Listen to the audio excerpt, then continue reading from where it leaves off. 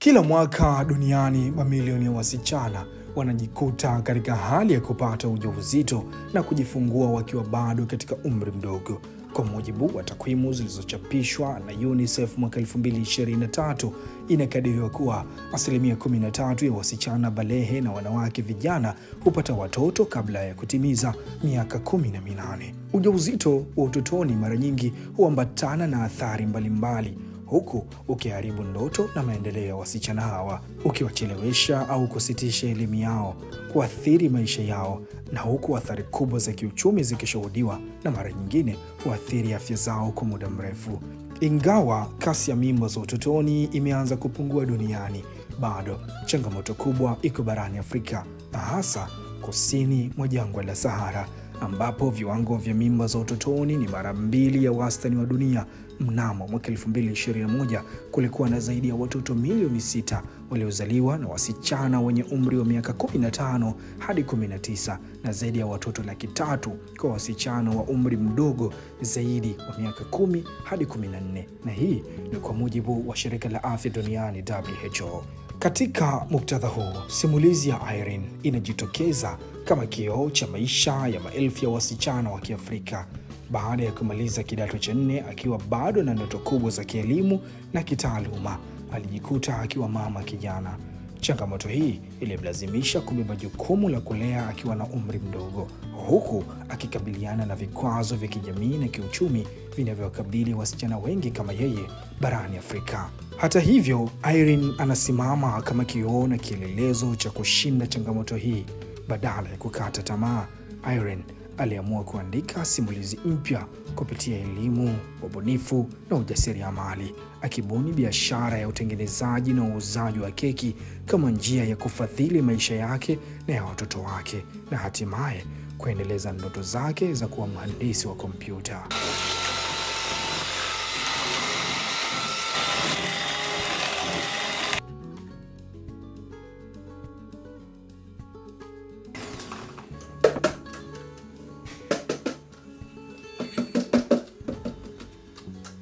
Nakumbuka nilikuwa natamani sana kuwa sister nikiwa mdogo miaka mingapi ile 4 5, nikienda kanisani nikiona masista, basi nilikuwa natamani. Lakini baadaye nikaenda natamani kuwa daktari. Wakati mdogo kuwa sister siwezi kujua nini kilinivuta kwa sababu nilikuwa mdogo, sijui ni akili ya utoto. Lakini baada ya hapo kwenye udaktari nilitamani sana kutokana na background yangu, nilikuwa naumwa sana tumbo. Kwa nasumbula sana na tumbo, kwa hiyo nilikuwa ni mtu wa kushinda sana hospitali, kutana na ma specialisti, kutana na ma profesa. Kwa hiyo kitendo cha kwenda hospitali, kurudi na nini, nikaa napenda. Alafu pia ni mtu mwenye huruma. Kwa hiyo na huruma afu najali. Kwa hiyo ni kitu ambacho nilikuwa napenda. Ukimwona mgonjwa vile kumhudumia. Kwa hiyo nikaa napenda udaktari. Safari yangu ya elimu ilikuwa nzuri. Ilikuwa nzuri kwa sababu nilikuwa mtundu sana. Sana, yani nilikuwa mtundu kweli kweli. Hasa nakumbuka chekechea, darasa la kwanza, nilikuwa na fujo. Unakuta tunaenda kwenye michezo pale uwanjani, tukifika ile mipira inarushwa ili tucheze kwa pamoja, mimi na ubeba nakimbia nao nyumbani.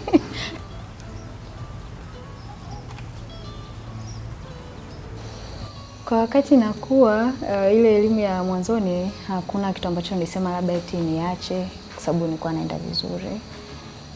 Lakini niliporudi mara ya pili, changamoto ilikuwa kubwa kwa sababu tayari nilikuwa na mtoto. Yes. Kwa changamoto ilikuwa kubwa. Kuna muda unabidi uende darasani, uwahi kutoka, usirudie masomo ya jioni, umwahi mtoto. Alafu kesho asubuhi ukifika utaadhibiwa kwa sababu haukuwepo jioni yale masomo ya ziada. Kwa hiyo kuna changamoto kama hizo, lakini ilikuwa ni sehemu ya maisha kwa sababu ni ile ukikaa unaangalia okay, kwani hii inatokea, unakuta kwa sababu ni chanzo ni mimi mwenyewe, kwa hiyo sina kumlaumu. Siwezi kusema sana nilikuwa najisikia vibaya au vizuri, nilikuwa normal. Ila tu kwenye zile changamoto nikiwa nikikutana nazo ndio zilikuwa zinanikera. Kwamba nikutana na changamoto ndio unakuta tunapata maumivu. No, sikupata shida. Kwamba ndugu ani dhihaki, hapana. Bahati nzuri nimekuwa nimekuwa kwenye familia ambayo ni ya kawaida, kwa sikukutana na hizo changamoto. Hasa upande wa wakati narudia sekondari ilikuwa nzuri, haikuwa na usumbufu wote kwa sababu pia ilikuwa ni private. Kwa hapakuwa na shida. Ugumu kidogo nilipata nilipofaulu advance. Pale ndo kidogo nilipata ugumu kwa sababu unavyoenda ukiwa unarudia ile sekondari mnakutana watu wenye wakubwa, afu private wengine wakubwa. Lakini unavyochaguliwa sasa uende serikalini unakutana na watoto. Kwa hiyo unafika pale wanafunzi wanaweza kaa hawana shida pia, sikuwa na shida kwa sababu wanafunzi walikuwa wananiheshimu. Wengi walikuwa wananiheshimu. Dairini wananiheshimu. Afu walikuwa hawajui mpaka waambie. Chache sana walikuwa wanajua. La shida nilikutana nao kwa walimu. Yes, ndio nilikutana nao shida. Treatment za walimu zilikuwa ni ngumu sana kwangu. Yes, sana. Zilikuwa zina changamoto. Sometimes unakuta mwalimu anaweza kaingia darasani kaongea. Unajua wengine ni watu wazima wenzetu. Ilikuwa zinaboa. Kwa hiyo ilikuwa ni maisha, ni mapito. Kwa kweli nilirudi shule. Sababu kubwa ya kurudi ilikuwa ni mama. Yes. Mama ni mwalimu. Sasa nafikiri mzazi anapokuwa mwalimu huwa anatamani mtoto wake asome. Asilimia kubwa ya walimu. Sijajua kwa wengine. Nafikiri pia hata wafanyabiashara ni hivyo hivyo. Atataka mtoto wake asome lakini mwisho wa saa atamjengea mazingira kufanya pia biashara. Kwa mamangu alikuwa na ndoto sana mimi kusoma. Mimi baada ya kumaliza kidato cha 4 kupata ujauzito, matokeo kutoka vibaya, kwa hiyo nikaa nimetamani ni focus na biashara, nifanye biashara. Kama sio hivyo nilikuwa natamani kwenda kusoma certificate. Yeah. Mamangu alikataa. Alikataa kabisa, akaniambia unaenda kusoma certificate na maksi gani? Kaambia nipeleke, nimependa kusoma nikasome hotel management. Kwa napenda mambo ya hotel management, tourism. Yeah. Akaniambia unaenda kusoma nini huko? Rudi shule. Kwa nguvu kubwa ya mama, ya mimi kurudi shule ni mama. Ni namba 1. Akitoka Mungu ambaye hana namba anafuata mama, kwa sababu hata niliporudi shule mtoto alikuwa bado mdogo. Mama alikuwa anaenda naye shule, anambeba mgongoni, anaenda naye shule. Anaenda naye ni mdogo, na alikuwa na mwaka na miezi. Kwa anambeba, mimi naamka asubuhi nitaandaa uji na nini, then mama atambeba ataenda naye, ataingia naye darasani, na ndo sababu ya mama kuanza kufundisha kurudi madarasa ya chini, chekechea, ili kusudi awe yes. Kwa hiyo nafasi ya mama siwezi kuiweka popote pale.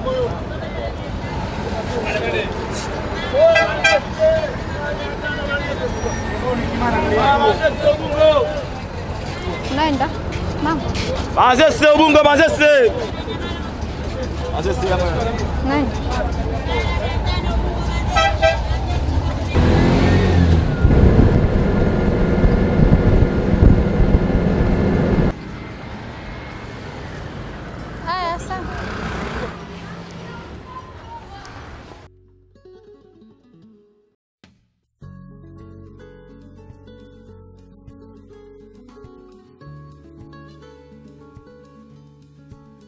Baada ya kwenda kusoma advance na kumaliza, nilikuwa nategemea, plani zangu ni kwamba nitaenda degree, nitaondoka na mtoto, nitaenda kusoma mkoa mwingine. Mimi nimekulia sana mkoa wa Mbeya. Kwa hiyo nilishauchoka. Kwa nilikuwa natamani kutoka kwenda kusoma chuo mkoa mwingine na mtoto wangu niende nikasome.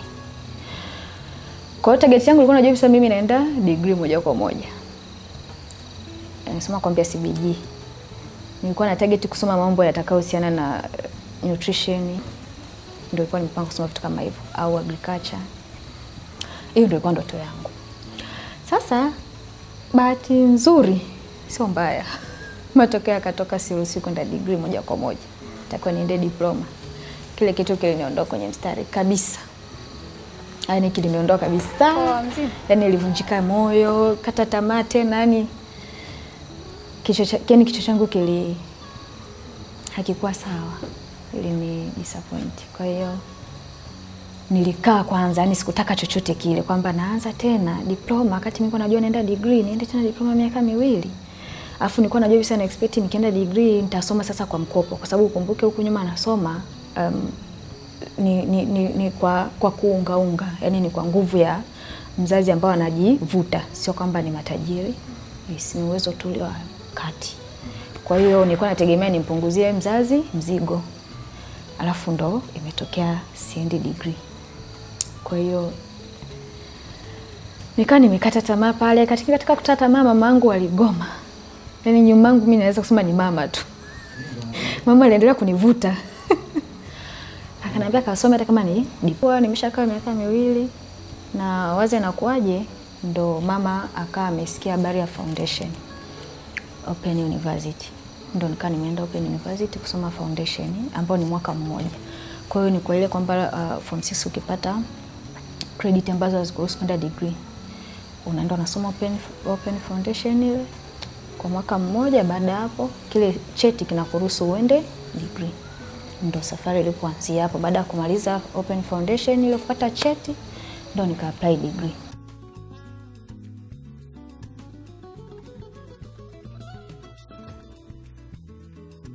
Biashara kama nilivyokuambia muda mrefu mimi tangu nilivyofanya form 4 ya kwanza nimepata matokeo ambayo sio mazuri. Kichwani mwangu nilikuwa nawaza biashara. Alafu ni kitu ambacho napenda muda mrefu. Napenda sana biashara. Kwa hiyo kupika keki nilianza kupika hata kabla sijaja hapa. Nikiwa kule Mbeya katika harakati zangu za kutaka kujikwamua kiuchumi. Kwa hiyo nilikuwa natamani kuwa na kitu cha kufanya. Bahati nzuri kuna mwalimu wangu wa keki, Mwalimu Katamba yuko Mbeya. Ndio nimeenda kujifunza kwake. Akanifundisha, baada hapo nikaanza kupika. Wakati huo sasa nikaa siwazi kama nitakuja kurudi chuo. Hapo tayari na mtoto. Sielewi kama nitarudi, yani sina uhakika. Basi nimeenda kujifunza, nikarudi. Nimepata mtaji huo, nikaanza kupika kwa kuweka dukani. Lakini wakati huo naweka dukani, target yangu ilikuwa ni kwamba na mimi nije nifungue frame yangu, niwe naweka hizo keki, bites zote pamoja na juisi. Na wakati hizo ratiba zinaendelea kichwani, ndo na kuapply chuo pia kukafuata. Mama akaniambia ka-apply. Nilivyopata, basi nikasema nitaenda kuendeleza hii biashara nikiwa chuo. Kwa hiyo nilipofika mwaka wa kwanza nilitulia. Sikufanya chochote, nilikuwa nasoma mazingira. Kwa hiyo nikatulia, na nilipoingia mwaka wa pili ndo nikaanza rasmi kuanza kupika. Kwa wateja wangu wakubwa wakiwa ni wanafunzi wenzangu darasani. Hao ndio wateja wangu wakubwa. Ndo naendelea walinipokea vizuri kwa sababu kabla ya kuanza, nilipofika tu ule mwaka wa kwanza sikuanza kupika kwa sababu jiko lilibaki Mbeya, vifaa vingi vilibaki Mbeya. Kwa lazima nije nisome mazingira, na hapo nikuja na kabibi girl yako kadogo sasa. Kwa hiyo nimefika naangalia mazingira. Nikiingia darasani naambia tu napika keki. Jamani mimi napika keki. Sasa wanabaki kuangalia, unapika keki zipo wapi? Kaambia subiri nitaanza kuwaletea mimi napika keki. Napika keki, kwa hiyo nikaanza kwanza kwa mdomo. Then mwaka wa pili ulivyoingia ndo nikaanza sasa nikapika. Siku hiyo nimeweka vipande nabeba naenda navyo darasani. Walikuwa wanapenda, na washukuru sana, walikuwa wananisupport. Ndaka makubwa ya keki. Nusu ni. Hata ile sawa. Hivi siweke hivi au?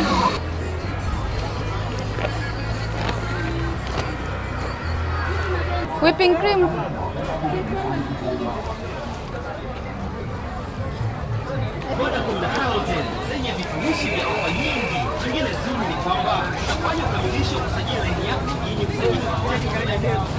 Ni ngumu kwa sababu kwanza na beki usiku. Yes. Ukumbuke kuna ratiba za masomo, alafu na ratiba za kubeki keki za kwangu. Na nilikuwa si beki tu keki, nilikuwa natengeneza keki na karanga. Kwa hiyo ilikuwa ni kazi ya usiku hiyo saa 8 saa 9 ndio naanza kufanya hizo kazi natengeneza. Then asubuhi naenda darasani. Mara nyingi wananunua kuanzia saa 5. Tutasoma, tukishamaliza tukitoka ule muda umeisha wa masomo saa 10 natoka tena naunganisha kununua mahitaji. Kwa sababu pia mtaji ulikuwa ni mdogo. Kwa hiyo naunganisha moja kwa moja, nikitoka chuo napanda gari naenda tena kufuata mahitaji narudi. Unakuta mpaka nimalize kununua nirudi nifike saa 1 naweka hapo, niko hoi nimechoka. Nairisha hata kula wakati mwingine. Nalala. Nikilala saa 8 kama kawaida tena nitaamka, nitaandaa. Kwa hiyo ukimekaa na Ariana unatengeneza keki. Ariana anapenda kutengeneza na tuna banana. Kuna muda anakuja, mama naomba na mimi nikoroge. Kwa kwanza namwachia nafasi, huwa namwachia nafasi apike. Either ni akula tu hapa nyumbani anaweza kapika, lakini wakati mwingine hata ya birthday. Mwenye keki za birthday tunapika hata 3. Moja nitapika mimi nzuri labda ile ya kusema nimpikie, then na yeye atataka apike tena.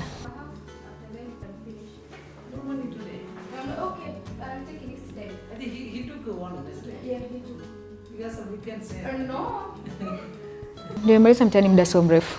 Kwa hiyo siwezi kusema ratiba imekuwa systematic, hapana. So unajua kuna ile kwanza kupumzikisha kichwa. Yeah. Ingawa pia ratiba mimi kupika keki sio ya kila siku.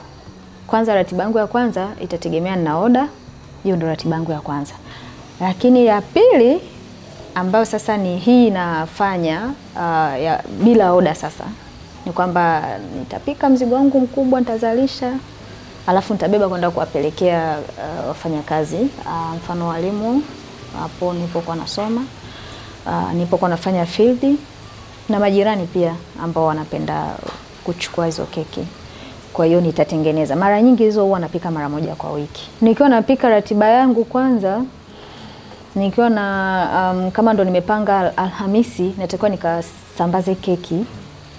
Kwa hiyo mimi ratiba yangu inaanza Jumatano. Inaanza Jumatano kuiandaa. Kwa maana Jumatano kukiwa na issue yoyote itakuwa ni ngumu kwangu kutoka, itakuwa ni ngumu kwangu kufanya chochote. Na nakuwa nimeiandaa kuanzia wiki hili kwamba Jumatano ijayo nitapika keki. Kwa maana mimi saa Jumatano asubuhi nitaamka, nitafanya usafi, nitaandaa baadhi ya vitu, nitaenda kufuata vinavyohitajika vilivyoisha kama ni mahitaji yamepungua. Then baada hapo usiku naanza kupika around saa 2 naanza kupika keki zangu. Then nitalala, nitaamka mapema tena nitapika ili kusudi saa 4 inikute nimeshaondoka, nimeshapack, nimeshaondoka. Kwa sababu ni kitu ambacho napenda, baking napenda. Kwa hiyo unavyoenda dukani vile kuangalia flavors, unachukua flavor mbalimbali, na bahati nzuri kabla sijaanza kuweka flavor mpya huwa naonja kwanza. Lazima nionje, nipike ikoje. Lakini ukiachana na mimi kuonja, lazima pia ndugu naweza kwenda nyumbani afu nawasikilizia tunakula ni keki na wasikilizia. Kwa hiyo ndio wanavyorudisha zile feedback, kwa na mimi naendelea kupata okay, hii hapa kumbe ni nzuri, hii na bamba. Kwa hiyo kuna keki sasa na unakuta anavyozidi kwenda mbele watu wanakuwa narudisha feedback, ndio unazidi kujua okay, hii hapa ndo sasa kumbe ndio kitu ambacho watu wanapenda. Na kwa hiyo maana kwa kujibu hapo naweza kusema ni mimi mwenyewe katika kutengeneza sasa na kusikilizia watu wanasemaje. Kwa zile feedback za watu ndo zinanifanya kwamba okay, nilichokichagua ni sahihi. Na mmoja hapo ni rafiki yangu. Nakumbuka alikuja kunitembelea, alipofika tunapiga story, tumekula, nikatengeneza keki. Mwanzoni wakati naendeleza, unajua kuna ups and down. Kwa katika zile ups and down kuna muda unafika tu unatengeneza lakini yani hivyo tu. Kwa nikatengeneza, mimi nilitengeneza, nikakatakata then nyingine nika nimemwandalia aondoke nayo. Alivyoondoka nayo alikula akaniambia keki yako ni tamu. Alirudisha mrejesho. Na tulikuwa kwenye group moja. Akaleta na kule mrejesho. Wewe Irina na keki tamu. Keki laini, keki sijui nini. Tumekula na shemeji yake. Tukasema tuache, tunarudi tunafuata kidogo kidogo mpaka ikaisha. Hatukuweza kubakisha ya kesho. Kwa hiyo yeye alikuwa anafanya kitu kidogo kwake anarudisha tu mrejesho. Lakini kwangu ile ilikuwa ni kitu kikubwa. Yaani alikuwa ananijengea kitu tap. Mbona hivi? Tap mara ya pili tena nauza tena, anakuja anachukua ananiambia ile keki tamu, ile keki tamu. Basi mle ndani sasa nikaa na bahati nzuri na classmates wale wa zamani. Kwa hiyo nikaenda pia kuwapelekea mwingine yuko mjini kule na yeye ya posta. Na yeye nisiko nimempelekea naye akarudisha mrejesho the same. Basi kwa nikafika kipindi sasa niseme nimeshazizoea feedback. Sio kwamba niache kupewa, hapana. Ile nimeshazizoea ile kwamba tamu nzuri. Na mpaka mwisho wa saa wengine wakaniambia Irene kwenye kupika uko vizuri, unajitahidi. Sasa anza kufanya mazoezi ya kukaza katika kupamba. Yes, anza kufight huko. Changamoto kwenye upande wa masoko. Inaweza kaa pia ni kubwa kiasi chake. naweza kweli nikatengeneza keki kama hivyo unasema Alhamisi labda najizatiti, natengeneza mzigo wangu. Unaweza kufika hata 1,500,000 nazipika na bebelea. Nikisha bebelea naweza nikafika pale ofisini, mteja naye target hayupo. Na ninajua kabisa ningemkuta huyu angenunua tena cash. Umeona? Kwa hiyo inatokea. Nafika na amesafiri, hayupo, ameenda kikazi. Huwa nakuwa disappointed sana. Naumia kwa sababu nikizibeba keki nikishazitengeneza, nikirudi nazo, obviously keki inakaa mpaka siku 5 ikiwa outside the fridge. Lakini ikiwa inside inakaa hata miezi 2 inakuwa nzuri. Bahati mbaya au nzuri sina friji la kutunza ikitokea imebaki. Kwa maana kama imebaki basi ndani ya siku 5 imeliwa. Lakini ukiachana na hivyo huwa sipendi kuuza kitu ambacho kimekaa zaidi ya siku 1. Sipendi. Na huwa napenda ni mtu apate keki nimepika usiku, asubuhi ameichukua imeisha. Umeona? Kwa hiyo changamoto ya kwanza naweza nikamkosa mteja wangu, lakini ya pili unaweza kuwa umekusanya kwa sababu unaweza kukutana nachukua mtaji wangu napika. Ule mtaji natakiwa niurudishe. Then napiga mahesabu basi angalau kwenye huu mzigo labda 1,500,000 basi nipate hata 80,000. Alafu 70,000 ibaki nje kwamba nitakusanya nini taratibu, kwa sababu kuna watu wananiambia tuachie utachukua kesho. Tuachie utatutumia na tutakutumia tutatuachia lipa namba tutakurushia labda siku fulani. Kwa hiyo unakuta sometimes sijarudisha hata huo mtaji kwa muda. Kwa sababu mimi nakuwa na target kwamba at least niurudishe ule mtaji kwanza. Kae ndani alafu ndo nibaki nasubiria hizo faida. Kwa hiyo hiyo ni changamoto kusubiria kupata ile target ya mauzo, lakini pia faida inawezekana pia ikakaa sana nje. Yaani mpaka unajikuta unaingia wiki lingine la kuzalisha keki, madeni ya nyuma hujamaliza kukusanya. Ina mix sometimes, inachanganya. Naipa thamani kubwa sana kwa sababu ni kitu ambacho kinanipatia mahitaji yangu kwa 80%.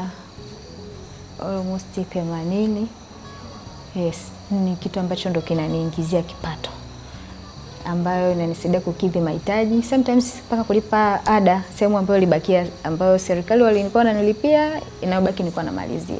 Kati ya biashara na kazi kwa sasa kitakachotangulia ndo nitakachofanya, kwa maana ya kwamba mtaji. Nikipata kazi itakuwa ni nzuri zaidi kwa ajili ya mimi kupata mtaji wa kukuza biashara, kwa sababu biashara ninayofanya kwa sasa sio ile kusema kwamba itakidhi mahitaji ya 100%. Hapana, ni kukidhi mahitaji madogo madogo. Kwa hiyo ikitokea kazi nitafanya ili niweze kukuza biashara. Na kwa nini nimesema kitakachotangulia? Kwa sababu huwezi jua, naweza ukapata baba wafadhili kwa kwambia sisi hatukupi kazi, tunakupa mtaji ukaendeleze biashara. Kwa hiyo pia ni sawa kwangu. Yes. Nimefundisha watu 2. Sio ile officially. Yeah, kikwambia sio officially na maana ni ile mtu anakuja anajifunza ile tu friendly. Wanafunzi ni wengi sana wanaonihitaji niwafundishe. Lakini bado sijapata namna nzuri ya kuorganize na kufundisha.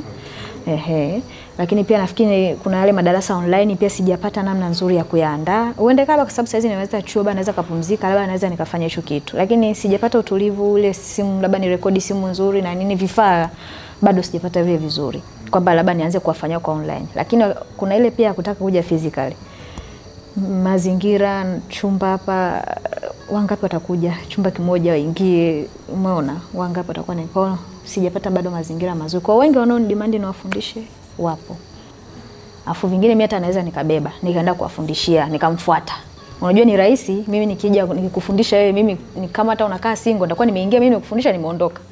Lakini mimi hapa nikikaa nikisema aje mtu nimfundishe, watakuja zaidi ya watu 10 chumbani, chumba kimoja. Kwa sidhani kama inakuwa ni nzuri.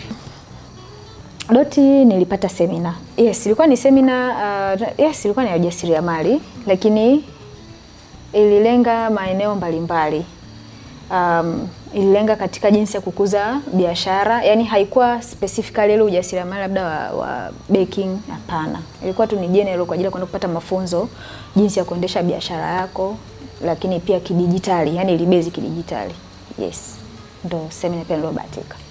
Lakini semina zingine mbalimbali umeniambia za ujuzi, nimepata semina nyingi sana kwa sababu hiyo chance nilipata kwa ajili ya kuwepo chuoni. Na katika kuwepo chuo, ile kitendo cha kuwepo katika nafasi mbalimbali za uongozi ndo zilinifanya nikapata semina mbalimbali. Kwa hiyo nimeenda semina nyingi za jinsia, za semina hadi za vyama vya siasa.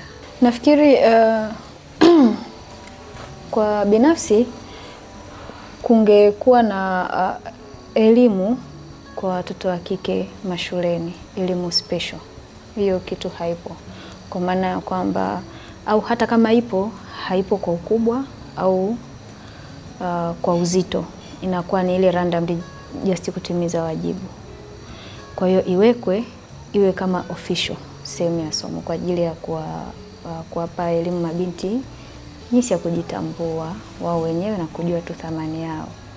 Wakati mwingine pia jinsi ya kuepuka vishawishi, lakini jinsi ya kujijali. Unajua watoto wa kike ni tofauti na watoto wa kiume.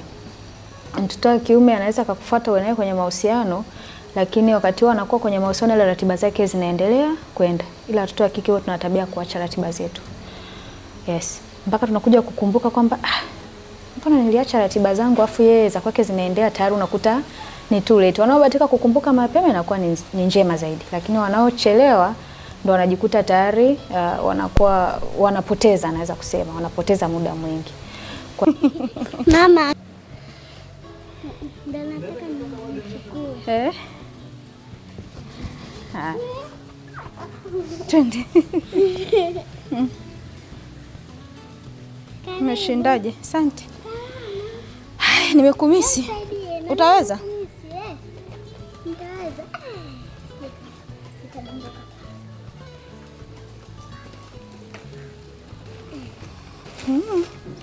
Kumbe mdada mkubwa.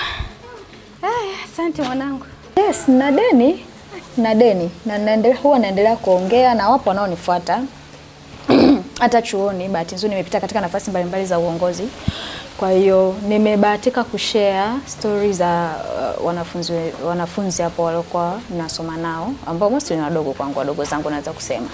Wapo waliokuja kunifuata, wengine wamefika mwisho, wengine wanaumia kwamba mimi dada mahusiano nafanyeje, yule mwanaume nampenda. Kwa hiyo unakuta unakaa naye unamuelekeza kwamba haujakatazwa kupenda, hujakatazwa hivi, lakini unapaswa upite hivi, ufanye hivi, uende hivi. By the way, namshukuru Mungu kwa waliopita mikononi mwangu. Nadhani siku moja watakuja wao wenyewe kuongea, watakuwa proud na mimi. Wanaenda vizuri, wamefanikiwa kurudi kwenye mistari yao. Yes. Kwa hiyo deni bado ninalo kwa sababu naona bado sijaridhika. Nahitaji kuongea, kuendelea kuwapa elimu. Yes. Watoto wangu napenda wajifunze kutafuta. Kwa maana kwamba wasiwe tegemezi katika maisha yao. Napenda wajifunze kwangu kwamba mama alikuwa anapenda kujishughulisha ili aweze kukidhi mahitaji ya either ya kwangu mwenyewe au ya kwao. Kwa hiyo napenda wajifunze na wao hilo kupitia mimi, na ikiwezekana wao wawe watafutaji zaidi kwa umri ambao ni tunasema ule umri wenye nguvu zaidi, kwa maana ya kwamba binafsi siwezi kusema nimechelewa, nimewahi, lakini naona nimechelewa. Kwa watu wangu ningetamani wawahi zaidi kujitafutia kipato, lakini napenda ninavyoenda mbele napenda sana kuwekeza. Kwa hiyo kadri nitakavyofanikiwa kuwekeza, napenda na watoto wangu pia wajifunze kuwekeza.